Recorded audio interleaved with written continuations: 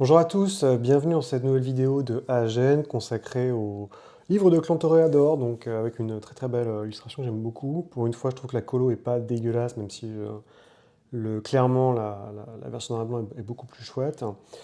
C'est donc la passion d'un cœur flétri, sachant que le withering, ça sera le flétrissement sera un point extrêmement important vers la GN sur la fin. Donc c'était fait par Steven C. Brown, qui est, on rappelle, le monsieur responsable essentiellement des livres sur le sabbat. Et un peu comme partout, Jean Anouilh, dis donc, on change un peu niveau registre citation. Le, c'est rigolo, c'est qu'ils sont, j'ai l'impression, même s'il est 94 et qu'il y a d'autres livres de clans qui sont sortis avant, on a l'impression quand même qu'ils sont repartis sur un peu je pense que c'est fait exprès, une vieille mise en page avec le fond blanc, le liseré qu'on avait en V1 dans le livre de base notamment, et les grands blocs sans carré. Donc c'est assez curieux. Il y a sûrement une raison qui m'échappe. Et au niveau de la newsletter donnée de White Wolf, on vous apprend que de nouveaux pigeons, enfin de nouvelles personnes vont intégrer White Wolf, donc notamment Ian Blake et Mike Tinney, qui sont les futurs responsables du Mind's Eye Theatre. Donc le Mind's Eye Theatre, c'est l'équivalent grandeur nature de Vampire la Mascarade, qui va être chapeauté par The Masquerade, qui était un peu la, la fan zone, enfin le fan club de Vampire la Mascarade, et qui va vraiment faire les grandes heures pour moi de Vampire, enfin pour moi non, mais en général de Vampire, qui va amener un nouveau public, qui va démocratiser beaucoup Vampire la Mascarade en surfant sur la culture gothique pour amener quelque chose en plus que le jeu sur table ne peut pas forcément offrir. Donc c'est Tim Brooke qui a fait l'illustration, parce que je pense que c'est un personnage il est assez attaché notamment à ça, à ce clan, et il le rend si bien. Donc l'histoire est enfin, pas ouf, encore une fois, là c'est pas tellement sur la fixation, donc qui sera très rapidement dans la Revised, toutes les nouvelles de Revised, donc c'est à mon avis une politique éditoriale, part de l'étreinte d'un humain dans le clan en question, comment est-ce qu'il découvre son cire, est-ce que ça implique. Là, c'est pas du tout ça. C'est une toréador qui s'appelle Clarissa qui euh, négocie plus ou moins avec Annabelle, donc à Chicago. On rappelle Annabelle Triabel est la primogène du clan toréador à Chicago, et Clarissa qui cherche à retrouver potentiellement son sire ou sa sire qui aurait disparu quelque part en Europe, et donc elle demande des faveurs immenses, notamment à New York, pour aller voir, pour le retrouver parce qu'on aurait entendu parler de sa trace. New York est un lieu sabbat, mais évidemment Annabelle Triabel a des contacts, donc elle va proposer à Clarissa, pas de souci, de l'amener en échange, évidemment, puisque Clarissa n'a rien à offrir, d'un second baiser, donc elle va boire une nouvelle fois de son sang, ce qui fait qu'elle n'est pas très loin du lien du sang. Et sur ce, Clarissa continue à observer un petit peu ce qui se passe autour d'elle pour s'apercevoir qu'il y a peut-être un diableriste qui la suit.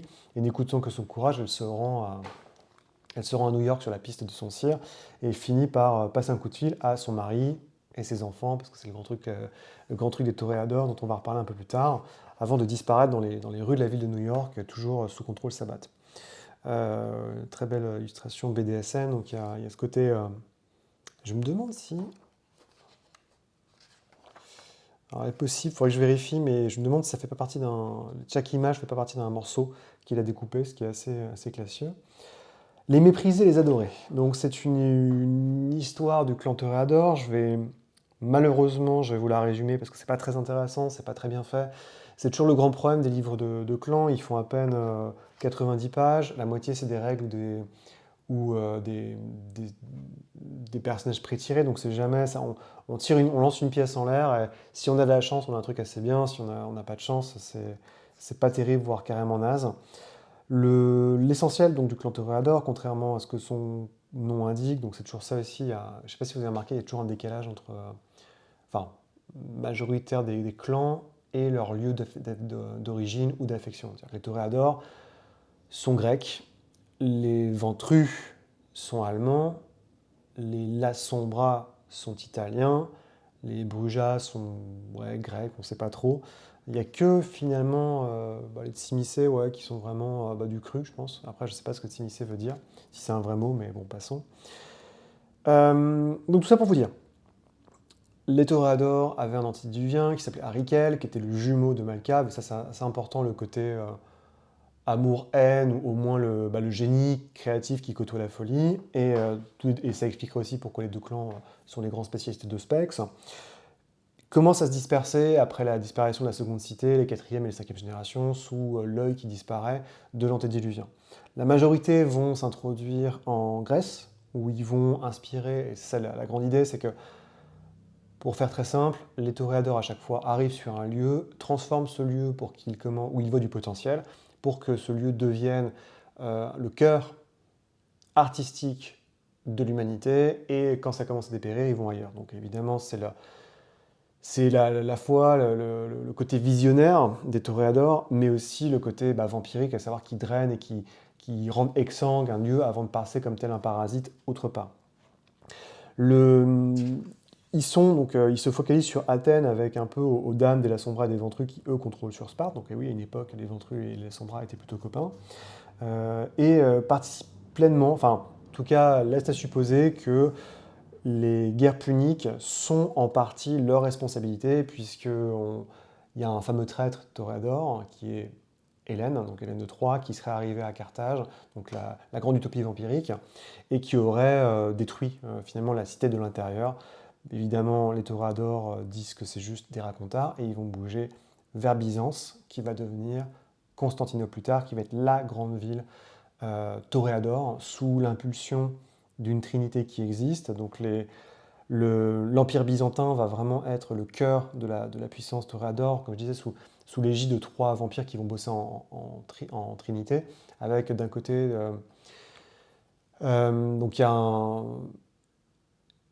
alors ça fait longtemps, je suis désolé, mais de tête, il y avait un Simiché, un Ventru, et surtout il y a Michael qui est le toréador. Et Michael a un rêve, hein, donc c'est le grand visionnaire, c'est un quatrième génération qui, hélas, plus les temps passent, plus il devient fou. Et les deux autres membres de la Trinité sont amoureux de lui, donc il y a l'idée que toute la ferveur de la vie ne repose que sur, que sur cet antédiluvien. Enfin, pardon, que sur Mathusalem. On a une histoire, et ça, comme dans tous les. C'est quelque chose qu'ils vont instaurer assez aisément, qu'on a déjà vu notamment dans l'idée de Nosferatu.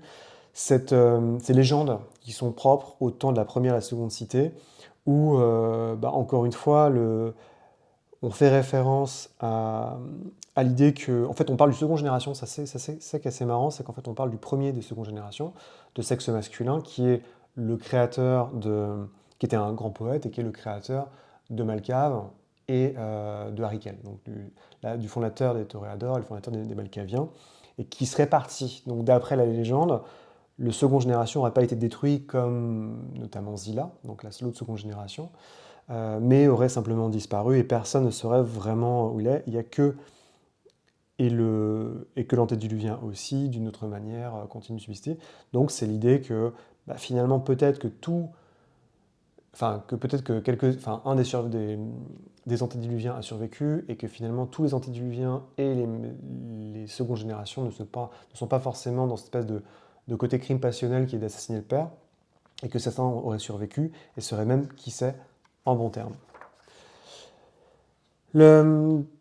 Très rapidement, même si la présence de Toréador, comme on l'explique durant le Dark Age, mais qui ne l'était pas, et ça c'est l'un des rares trucs où ils ont été assez malins, permet aux Toréadors de se disperser un petit peu et de devenir des grands mécènes notamment. Donc c'est là où on va avoir des... Ça c'est un truc qui va être introduit plus tard, je pense, mais c'est les cours. Les cours sont... puisque durant l'âge sombre, donc durant l'âge des ténèbres, il n'y avait pas à proprement parler de Camarilla, il n'y avait pas de cercle au-delà des villes.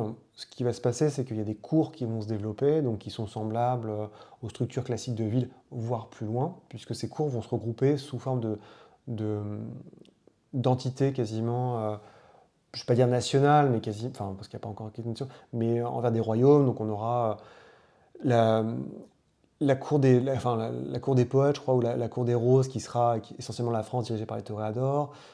Différentes cours selon les pays, c'est un concept qui va perdurer dans l'âge des ténèbres, mais évidemment très rapidement en poussant l'humanisme et la redécouverte des anciens manuscrits, les toréadors vont aller en Italie durant la Renaissance, jusqu'à, triomphant finalement et apportant l'âge de raison qui va provoquer beaucoup de choses, notamment la Révolution française, la Révolution américaine, et on retrouve les toréadors très rapidement sur le, le camouflet concrètement de Napoléon, qu'ils ont essayé de, en fait, qu'ils ont subi, mais d'un autre côté, puisque l'idée c'est que François Villon, qui est l'un des toréadors les plus puissants encore actifs, qui est l'enfant d'Hélène, on rappelle, est prince de Paris depuis très très longtemps, c'est le François Villon historique, et il va être bouté durant la Révolution française, et il ne pourra pas revenir avant la Restauration.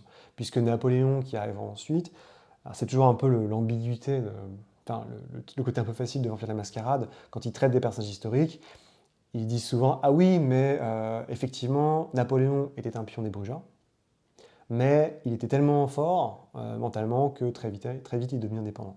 Et on l'a vu avec Bismarck, on l'a vu avec Alexandre le Grand, on le voit avec beaucoup de figures historiques. C'est évidemment un moyen très subtil de ne pas se mouiller de la part de, enfin de garder des vampires dans l'ombre de la part de White Wolf, même si c'est finalement, moi c'est une idée que j'aime bien parce que ça peut suggérer que finalement tous les humains ne sont pas des espèces d'idiots débiles qui peuvent être manipulés de fond en comble par les vampires, même si les vampires ont des disciplines absolument démentielles.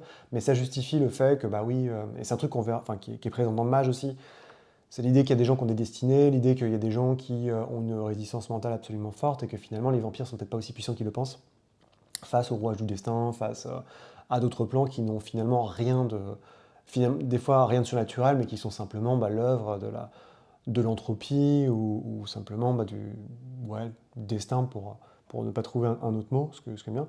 Évidemment, Napoléon, hop là, finit à la poubelle. Et très vite, les toréadors reprennent un peu le contrôle. Donc c'est ouais, c'est très très bof, hein. J'ai envie de vous dire, ils sont quand même pas foulés pour faire un résumé historique. On- Ensuite, on a un petit aperçu, et encore une fois, une petite histoire entre la beauté et la belle, donc toujours qui est assez marrant, où c'est la relation entre Harry-Quel et Absimiliar, donc Nosferatu. Et dans cette histoire, en sous-main, on suppose que Harry-Quel était... Alors, je ne sais pas si c'est sexe féminin ou sexe masculin, non, elle est de sexe féminin. Donc Harry-Quel, l'antédiluvien toréador, est censée être l'amante, enfin la maîtresse plutôt d'Absimiliar, et elle aurait, consciemment ou inconsciemment, elle l'aurait poussé dans la folie qui, d'après la légende, l'aurait soit poussé à tuer Zilla, donc la seconde génération, et donc provoquer tout le patatras, la malédiction de Nosferatu et compagnie, ou alors à l'inverse, l'aurait rendu fou parce que s'apercevant, il s'est fait griffer par la seconde génération, il s'est planqué dans une caverne et il sortait que la nuit. Et finalement, Harry Kell est arrivé et dit non, il faut sortir dehors et tout, je vais te faire une sculpture pour te représenter. Et en voyant ça, il a pété un plomb, et donc soit il est parti tuer son sire, soit il s'est déchiré le visage, ce qui a provoqué la malédiction d'Osferatu. Un autre niveau de lecture pourrait dire que potentiellement Harry Kell est une. Enfin, il a peut-être manipulé justement pour commettre ce genre d'exaction. Encore une fois, il n'y a pas de vérité, hein, c'est juste des faits. Mais ça finit en disant peut-être que c'est un mensonge, peut-être que ce n'est pas, mais peut-être qu'ils sont encore amoureux après tous ces siècles. On retrouve les toréadors partout où il y a des capitales d'art. On notera des choses assez chouettes aussi, notamment, bon, même s'ils sont pas, encore une fois, c'est pas ouf ouf, il y a cette idée que par exemple les toréadors sont très puissants au Mexique, notamment à Veracruz, parce qu'il y a une longue histoire culturelle et que finalement même le sabbat, ça les fait suer, mais ils n'arrivent pas à les déloger parce qu'ils sont. Après, c'est très très simple, hein, c'est partout où l'art est présent, où il y a vraiment une activité culturelle. On ne peut pas vraiment déloger les toréadors parce que c'est eux qui sont les mécènes. Et qu'en sous-main, l'idée aussi, c'est que finalement, les toréadors sont bien utiles parce que puisqu'ils arrivent à regrouper aisément des humains, puisqu'ils arrivent à faire pousser un peu les limites entre l'art et la débauche, ils permettent d'accumuler du cheptel des humains à de nombreux endroits et donc permettent à des prédateurs sociaux, quelle que soit leur allégeance, de se nourrir plus facilement. Même si eux voient ça comme une idée plutôt de faire progresser l'humanité, puisque c'est la grande force en fait des toréadors, et c'est quelque chose dont on ne parle pas souvent, qu'on a vu dans l'introduction où le personnage de Clarissa appelait sa famille humaine, c'est que les toréadors sont les plus proches de l'humanité de tous les vampires. Et ça leur permet aussi d'avoir une certaine position, disons, parce que c'est des grands voyageurs, parce que c'est des gens, des hommes et des femmes de culture, de se faire des copains dans des lieux un peu étonnants. Notamment, on les retrouve en Europe de l'Est, alors que c'est plutôt le territoire des Timicés, du vieux clan Timicé. Donc là, on retrouve Stephen C. Brown, qui est le monsieur qui a écrit notamment Dirty Secret of the Black Hand plus tard. Pas tellement, un petit peu en Afrique, mais pas trop, et pas trop au Moyen-Orient. Mais leur présence, évidemment, comme vous l'avez deviné, en Angleterre, où ils sont des faiseurs de paix entre les Trémères et les Ventrus, et évidemment en France, sous l'impulsion de notre ami François Villon. Donc, le second chapitre, donc la vie chez les beaux damnés, les magnifiques damnés, vous donne, donc c'est peut-être pas finalement c'est pas une mosaïque, donne un peu des tips pour jouer les toréadors qui sont, comme je disais, très près des humains. Ils ont souvent des familles humaines. Ils vont aller jusqu'à changer de génération en génération de famille pour rester toujours à la fois dans le coup, garder une humanité assez haute et se cacher très rapidement et facilement dans la foule. Il y a un schisme qui opère qui n'est pas ouf, hein. C'est un peu comme les Brugères entre les iconoclastes et les idéalistes. C'est l'idée qu'il y a deux types de personnages. Il y a vraiment l'artiste et le poseur. L'artiste, c'est ce qu'on peut attendre du toréador. C'est quelqu'un qui est vraiment artiste et qui n'a qu'une seule inspiration, obsession, c'est de faire progresser son art. A l'inverse, le poseur, c'est que la gueule, il fait comme s'il aimait l'art, mais c'est uniquement dans l'apparence, c'est uniquement dans les gestes, c'est uniquement dans la manipulation. Donc souvent, les artistes sont plus dans leurs ateliers, les poseurs sont plutôt dans les Elysium et jouent le rôle de harpie. C'est un peu un grand stéréotype. Il y a le problème, c'est la dégénérescence. Donc la dégénérescence, c'est ce grand concept qui fait que plus les siècles passent et plus vous perdez d'humanité. La dégénérescence est la pire, quelque part, chez les toréadors. Même les sabbatistes sont obligés, enfin les antitribus sont obligés d'avoir un peu des manières de bloquer ça, puisque ça implique finalement de se détourner de l'humanité, de ne plus être intéressé par l'art, et de ne retrouver qu'une forme d'inspiration, non plus dans l'art, mais uniquement dans la mort, la violence, la torture, ou pire, dans la politique. Ce qui, pour un toréador, même s'ils aiment bien l'intrigue, le fait qu'un toréador devienne prince, en général, c'est pas un très bon signe. Je vous réfère, si vous n'avez pas lu le comics, il est pas trop mal, hein, pourtant c'est de la V5. Il y a un comics qui est sorti aux États-Unis. Donc il y a eu pas mal de comics, hein, Vampire la Mascarade, au fur et à mesure des années. Il y avait des vieux qui étaient dessinés par Guy Davis notamment, qui étaient pas trop mal, qui prenaient chacun un clan. Donc il y avait, je sais plus, il y avait Malkavien, Ventru, Toréador, Giovanni, et à côté il y avait une petite sorte de Beckett. J'ai un très très bon souvenir de celui sur le clan Nosferatu. Celui sur le clan Ventru était pas mal aussi. Mais bon, c'était un peu disparate, quoi. C'était White Wolf qui s'était fait plaisir en sortant des comics. Et très récemment, il y a une plus grosse maison d'édition, alors de tête, je sais plus. Je crois que c'est IW, donc IDW, qui a ressorti une série un peu plus classique qui se passe. Alors, je sais plus où c'est. C'est pas Chicago, c'est pas à Milwaukee. C'est dans une.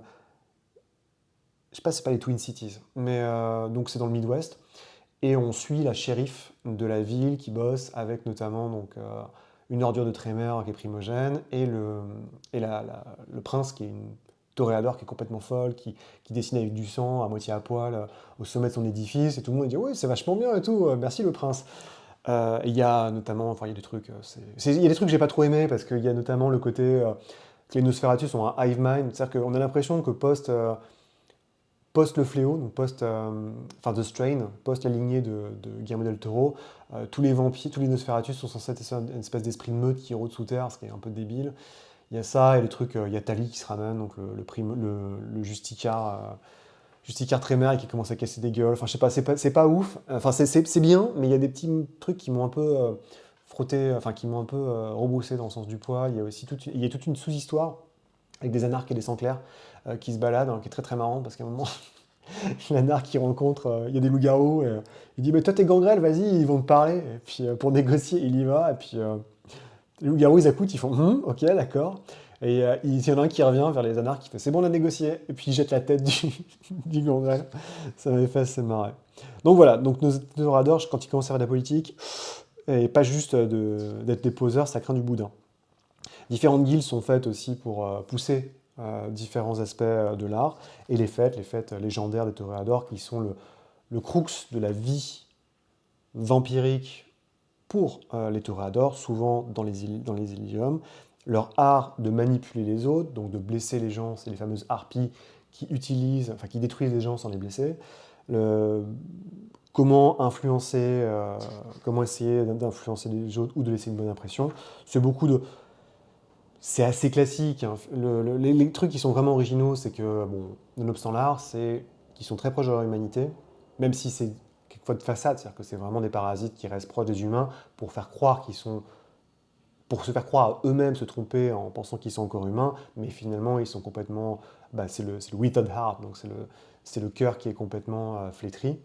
Et le fait qu'ils voyagent énormément, finalement, c'est un truc qu'on oublie beaucoup, c'est qu'ils ont, c'est un des rares clans de vampires, bon, nonobstant les Ravnos, mais pas pour les mêmes raisons, qui voyagent tout le temps, tout le temps, tout le temps, et c'est pour ça qu'on retrouve des toréadors partout à travers le monde. Il y en a une notamment qui s'appelle Castilli y Castilla, qui est la sire, qui est une très très puissante vampire, et qui est la sire de Rafael de Corazon, donc l'un des fondateurs de la Camarilla, qui a commencé en Espagne, est passé en Asie, s'est barré, et vit maintenant en Amérique du Sud, donc c'est assez cool. Donc l'amour des mortels, qu'est-ce qui est vraiment la beauté, comment est-ce que la beauté se confronte, en fait, comment en poussant les limites de la beauté, on arrive à repousser la bête, ce qui est un peu différent des autres théories engendrées par les autres clans. Et évidemment, le côté sombre, notamment au-delà de la torture, au-delà des monstruosités, c'est l'esclavagisme. Pour la vente de drogue, la pornographie, la prostitution, il y a tous ces systèmes, enfin, tous les systèmes entre parenthèses artistiques, et je dis vraiment artistique, euh, entre guillemets, c'est les toréadors qui sont en charge de ça. Donc ils ont aussi le côté proxénétisme, corruption, qui vient avec le sachet, et au bout du compte, les ventrus ne sont pas si terribles que ça quand on lit le petit paragraphe. Les rivalités qui peuvent se dire des siècles et des siècles. Alors là, je sais pas, le toréador est mort de rire en lisant un bouquin, et je suis incapable de lire ce que c'est.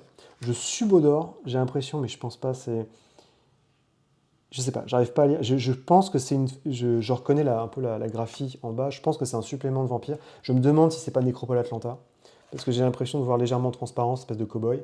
Mais je sais pas, ça me semble un peu bizarre parce que c'est tôt, bref. Comment jouer les toréadors? Alors c'est là où mon bouquin commence un peu. Alors je sais pas si c'est une copie ou si c'est juste l'impression qui est pas bonne, mais vous voyez peut-être pas. Mais c'est un peu transparent. C'est comme s'il y avait une. C'est pas juste l'exposition au soleil, mais c'est comme si le papier était vraiment. Enfin, c'était un peu. Enfin, l'impression était pas ouf. Donc, des grandes règles pour créer une œuvre d'art, avec tous les succès sur la production, la conception. Très chouette illustration. Les illustrations sont vraiment chouettes. On revient à l'illustration beaucoup plus simple. On a l'impression de revenir en V1. C'est probablement l'effet Tim Brooke. La double vie, le fait que vous ayez à la fois une vie en tant qu'humain et une vie en tant que toréador. Et bon, des disciplines supplémentaires. Au Spectacis, vous savez exactement ce que vous dites, vous savez et vous dites ce que les gens veulent entendre. Changer de personnalité, créer une histoire à dormir debout et que tout le monde vous croit. Et ça, c'est pas mal. C'est comment faire jouer la faiblesse toréador, qui n'est pas la plus simple. On rappelle, c'est vous êtes toréador, vous voyez une œuvre d'art, vous devez faire un jet de volonté, et si vous le ratez, vous êtes coincé devant cette œuvre d'art. Et il y a un exemple assez rigolo où ils disent, bah, finalement, le mieux, c'est de faire intervenir, par exemple, il y a un combat, et au milieu du combat, vous dites, ah bah, t'as raté ton. Enfin, tu es en train de te battre contre un mec, et puis tu vois que la brique derrière, elle est absolument incroyable, le rouge, cramoisi, te renvoie aux plus grandes structures de machin bidule. Et finalement, tu perds ton tour. Et ça, c'est cool. Ouais. Et ce qui est rigolo, c'est marrant, c'est qu'il dit si jamais vous essayez de résister trop souvent à votre volonté, vous devenez très désagréable, très ronchon, et potentiellement, vous pouvez même partir en frenzy, donc en frénésie. Donc, il y a plein de trucs. On remarque notamment une discipline façon sœur de la cacophonie, enfin fille de la cacophonie, où vous pouvez utiliser la musique pour enchanter quelqu'un. Donc, pas mal de petites. Mais c'est essentiellement ouais, beaucoup de specs, beaucoup de présence, évidemment. Avec célérité, qui est l'autre discipline de clan, ça n'a pas trop de chance. Communication à distance avec quelqu'un aussi, c'est bien, par présence. Donc, c'est pas vous n'allez pas dans ses pensées. Les mérites on flow, je suis beaucoup plus résistant à la soif, parce que c'est essentiellement des mérites qui viennent de la proximité qu'ont les toréadors avec les humains. Alors, les ghouls très puissantes, je sais pas si c'est un espèce de délire qu'ils ont, Bah, vous avez une goule qui est extrêmement balèze par rapport à vous, qui est très vieille. Votre époux est super naturel, donc c'est super. Vous pouvez faire un soap opéra avec mon mari est une goule et moi je suis un vampire. Mauvais goût, ça c'est génial, je trouve, pour un toréador, c'est que vous avez juste des goûts de merde. Et je trouve que pour l'artistique, c'est vraiment très très chouette. Et enfin, donc ouais, je pense que c'était vraiment une mosaïque pour les modèles de toréador. Alors, c'est là où il s'amusait bien à l'époque, hein. Il faisait des grandes, enfin des grandes polices d'écriture et puis ils se faisaient plaisir avec leurs petits symboles. C'était chouette.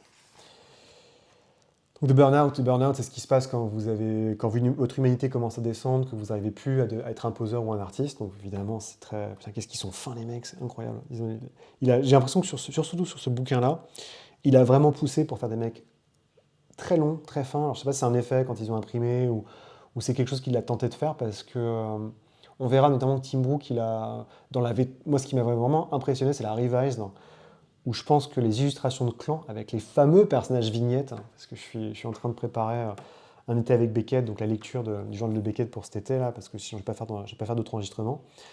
Et il y a des personnages vignettes, donc c'est des personnages récurrents de chaque clan qui sont illustrés à travers des nouvelles, donc ça va être Anatole, ça va être Lucita, ça va être tout ça. Et donc il y a les 13 clans qui sont illustrés en début de la Revised, et c'est que Tim Brooke qui fait le boulot.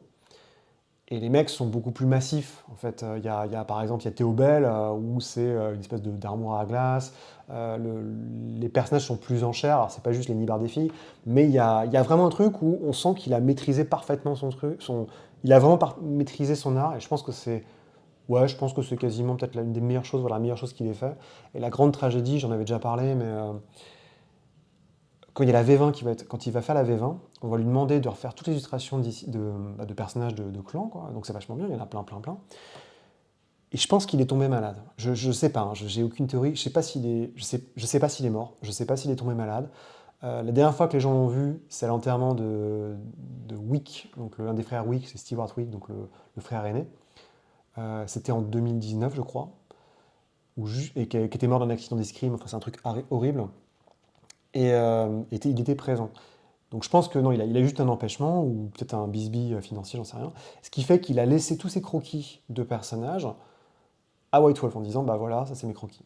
Je sais pas la finalité, mais il a fallu que Leif Jones arrive. Donc Leif Jones, on va en reparler, hein, mais vous le verrez très souvent, c'est un type qui a un style très particulier. Dans la manière, c'est vraiment de la caricature. C'est de la caricature poussée à un niveau extrême, mais qui est servi par une maîtrise de la perspective. J'ai rarement vu ça. Des fois, le mec, il fait de la perspective à 4 points. Enfin, c'est vraiment impressionnant. Je me rappelle, il y a une illustration dans Dark Ages où il y a un mec qui tire avec une arbalète sur un toit. Et c'est assez dingue. Et donc, Clive Jones a dû finir tous ses dessins. Et ça marche pas. Ça marche pas parce c'est le feu et la glace. Il y en a un qui a un style avec des grands aplats noirs, des personnages très fins, voire squelettiques, des grands yeux. Bon, pour aller très très vite, un pastiche de la culture goth, et l'autre, il travaille sur la chair. C'est vraiment un sculpteur qui fait comme du marbre, il faut qu'il entaille, il faut qu'il y ait du volume, il faut qu'il y ait de la chair, il faut qu'il y ait de la masse, il faut que ça dégouline, et c'est ce que beaucoup de gens détestent d'ailleurs chez Dave Jones.